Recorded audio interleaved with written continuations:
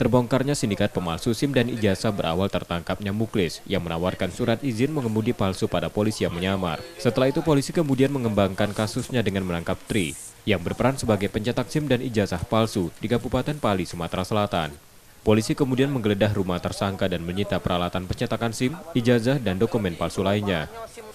Dari keterangan tersangka pada polisi, praktik ilegal itu sudah dilakukan selama 1 tahun terakhir. Setiap dokumen para tersangka menawarkan harga sebesar Rp300.000.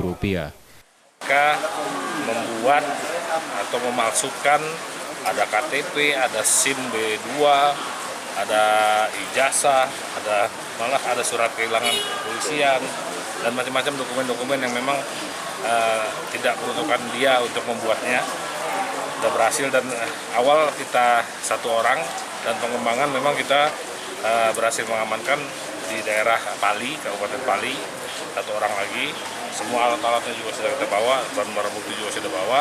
Permintaan pembuatan ijazah untuk calon kades atau apa? Kami akan dalami karena di situ ada contoh ijazah ya. Paket C, kejar paket C yang macam. Kami akan dalami sejauh mana operasinya dia ini. Karena perbuatannya itu tersangka terancam hukuman di atas 4 tahun penjara. Yudi Kiswanto, Kompas TV, Palembang, Sumatera Selatan.